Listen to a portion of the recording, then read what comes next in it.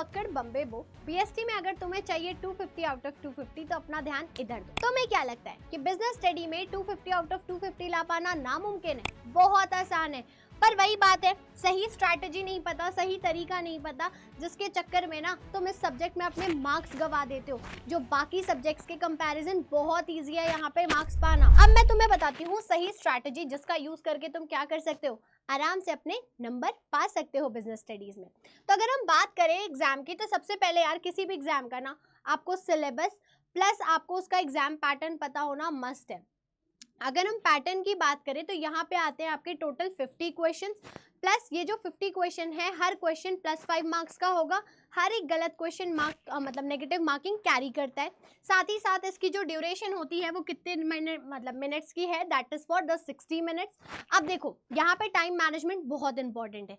Reason being जो हमारा business study subject है आपको पता ही है, यहाँ पे केस स्टडीज बहुत आती हैं, साथ ही साथ आपको बहुत सारे ऐसे क्वेश्चंस देखने को मिलेंगे जिसको पढ़ने में क्या होना है, आपका अच्छा खासा टाइम जाना है। तो टाइम मैनेजमेंट इज मस्ट।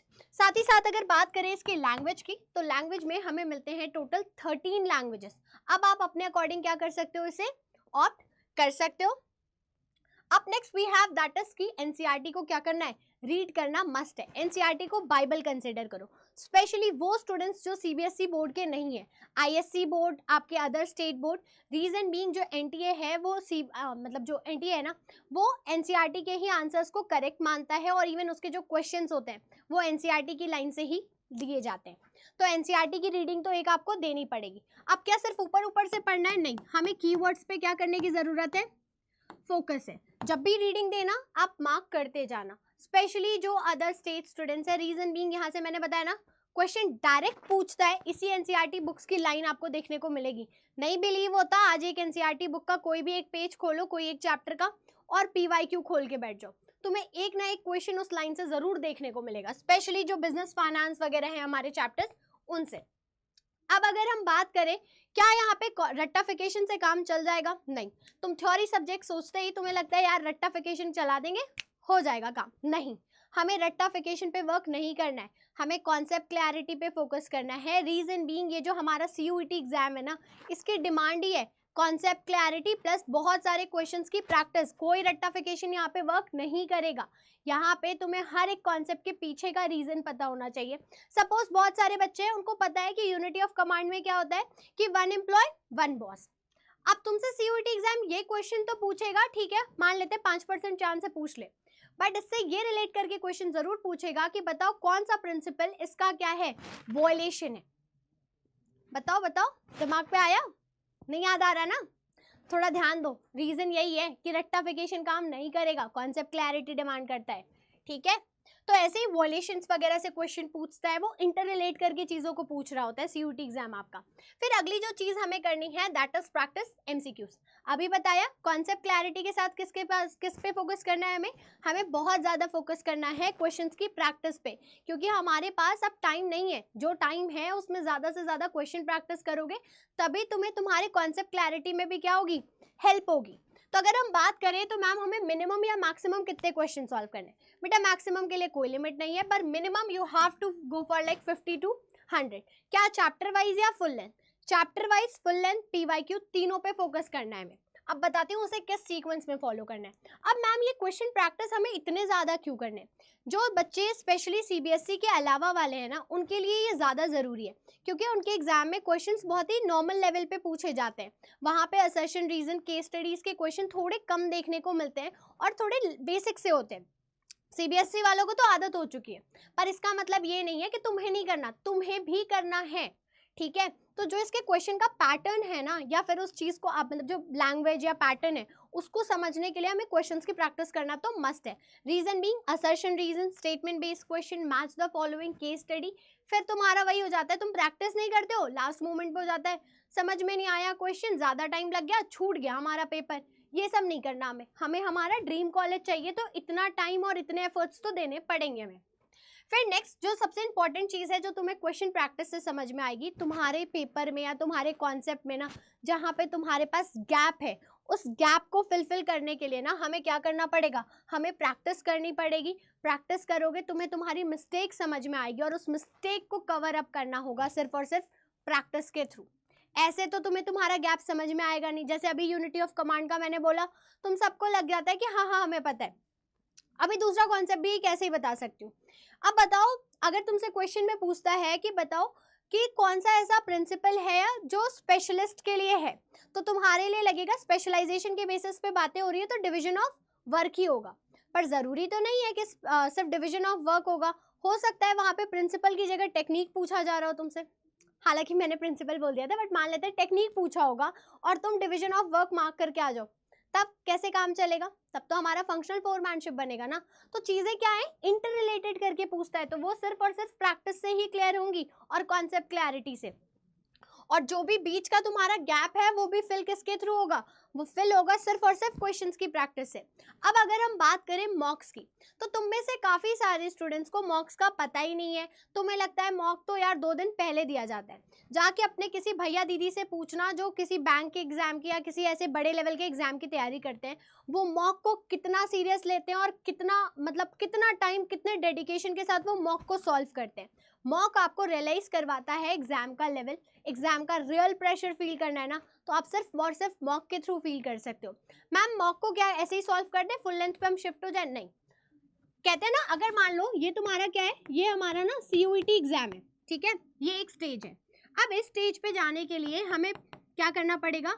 कुछ पर्टिकुलर स्टेप्स को फॉलो करना पड़ेगा। तो अगर हम कुछ पर्टिकुलर स्टेप्स की बात करें तो सबसे पहले हमें क्या करना है?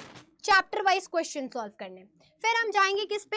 PYQs पे। फिर हम शिफ्ट होंगे फुल लेंथ पे और फिर आएगी तुम्हारी कहते हैं ना असली इम्तिहान की घड़िया जो भी, वो आपका CUET एग्जाम। तो जब तुम CUET एग्जाम क्लियर करने का ड्रीम देख रहे हो तो तुम डायरेक्टली यहाँ पे नहीं जा पाओगे, तुम्हें स्टेप बाय स्टेप जाना पड़ेगा। तो सबसे पहले चैप्टर वाइज सॉल्व करो, फिर तुम्हें क्या करना है? तुम्हें PYQ सॉल्व करना है, साथ ही साथ फिर तुम्हें जाना है कहाँ पे? फुल लेंथ पे। वीक में एटलीस्ट 4 फुल लेंथ दो, चैप्टर वाइज हर एक चैप्टर के बाद दो, और उससे रिलेटेड PYQ सॉल्व करो। देखो चैप्टर वाइज से तुम्हें तुम्हारे कॉन्सेप्ट का आइडिया लगेगा कि हाँ मेरे कॉन्सेप्ट में कितनी क्लैरिटी और कितनी क्लैरिटी नहीं है, या कौन सा टॉपिक किसी पर्टिकुलर चैप्टर का आपका वीक है, वो आपको चैप्टर वाइज बता देगा। PYQ आपको एग्जाम के पैटर्न में हेल्प करेगा। और ये जो हमारा फुल लेंथ मॉक टेस्ट होता है ना, ये आपका कहते हैं ना ऐसे आपको लेवल अप करने में हेल्प करेगा, जिससे आपके लिए CUET का लेवल क्या हो जाएगा? आपकी नज़रों में इक्वल आ जाओगे आप उसके लिए, या फिर आपके लिए CUET का एग्जाम बिल्कुल नॉर्मलाइज होना स्टार्ट हो जाएगा आपके लिए।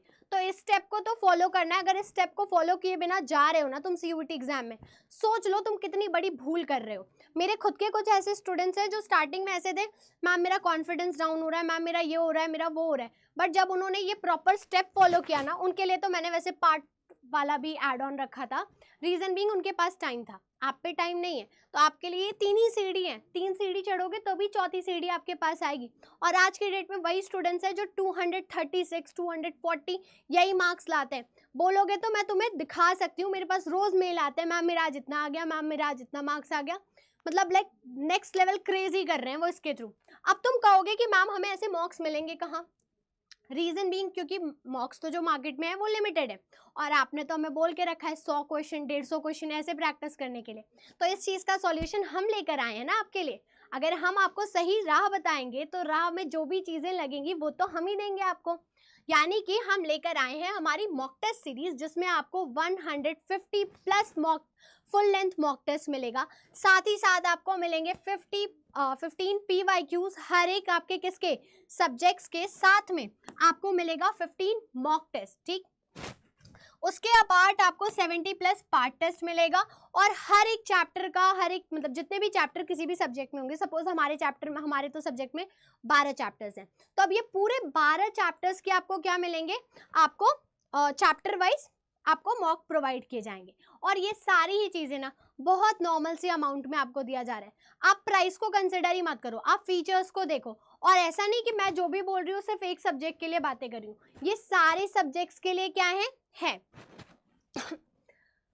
तो देखते हैं आप ये परचेज कैसे करोगे। बेसिकली आपको क्या करना है, CUET अड्डा ऐप पे करियर अड्डा ऐप पे जाओगे। करियर अड्डा ऐप पे सर्च पे आपको जाना है कॉमर्स डोमेन का, दैट इज कॉमर्स डोमेन प्रतिज्ञा टेस्ट सीरीज, जिसमें आपको GAT, इंग्लिश, BST, इको और अकाउंट्स और मैथ्स भी है। ये चीज़ याद रखना, ये सारे सब्जेक्ट के आपको क्या मिल रहे हैं? टेस्ट मिलेंगे, मॉक टेस्ट मिलेंगे, और जितना मैंने बताया है उतना ही 150 प्लस क्या मिलेंगे, फुल लेंथ मिलेंगे, याद रखना ये चीज। तो मार्केट में कहीं पे भी चले जाओ इतने नहीं मिलेंगे। अब तुम बोलोगे मैम परचेज कैसे करेंगे, क्योंकि यहाँ तो आप डायरेक्टली पे नाउ दिखा रहे हो हमें। तो आप जब यहाँ पे जाओगे तो आपको यहाँ पे क्या ऑप्शन दिखेगा, एक सेकेंड, वेट अ मिनट, ये रहा हमारा कॉमर्स डोमेन का। मैं फिर से पूरा करके दिखा देती हूँ, नहीं तो तुम्हें लगेगा कि मैम आप तो डायरेक्ट शिफ्ट हो गए इस पे। आपको क्या करना है, कॉमर्स डोमेन प्रतिज्ञा टेस्ट सीरीज डालना है, फिर यहाँ पे हमें जाना है बाय नाउ पे। बाय नाउ पे आपको क्लिक कर, बाय नाउ के टाइम पे आपको यूज करना है कूपन कोड AD50, ठीक है। AD50 यूज करते ही इसका प्राइस हो जाएगा 863 ओनली, ठीक है। और इतने प्राइस में आपको इतना कुछ मिल रहा है, तो मैं कहती हूँ यार अगर ये प्राइस दे के मुझे मेरे ड्रीम कॉलेज तक का रास्ता कहते हैं ना क्लियर हो जाए, तो मुझे कोई प्रॉब्लम नहीं होनी चाहिए। क्योंकि जब एक बार प्राइवेट कॉलेज में एडमिशन लेने जाओगे ना, तो ये अमाउंट वहाँ की कैंटीन के बराबर भी नहीं होगी, कैंटीन में जो तुम वहाँ पे देकर आओगे। और अगर हम बात करें कि मैम हमें अगर आपसे कोई डाउट पूछना हो या फिर हमें कोई प्रॉब्लम होगी तो हम आपको कैसे रीच आउट कर सकते हैं, बेटा बस इस वीडियो के कमेंट में तुम डाल देना, जब भी जैसे भी होगा कोई भी प्रॉब्लम है मैं आपको रीच आउट कर लिया करूंगी। तो कोई भी डाउट है कमेंट में डालो और जल्द से जल्द जाके मॉक में इनरोल करो। और इसी वीडियो के तुम कमेंट में अपने मॉक के मार्क्स बताना मुझे कि कितने से तुम्हारे, मतलब तुमने अगर मान लो चैप्टर वाइज स्टार्ट किया था, तुम्हारे आ गए सपोज एक ऐसे लमसम लेते हैं 150, अगला जब तुमने दिया तो तुम्हारे 200 पे तुम शिफ्ट हो गए, तो मिलके हम ना अगर कोई डिफरेंस ज़्यादा होगा तो हम मिलके उस पर वर्क भी कर पाएंगे। तो मिलते हैं नेक्स्ट सेशन में, टिल देन कीप लर्निंग और जल्द से जल्द जाके मॉक में एनरोल करो क्योंकि टाइम बहुत कम है।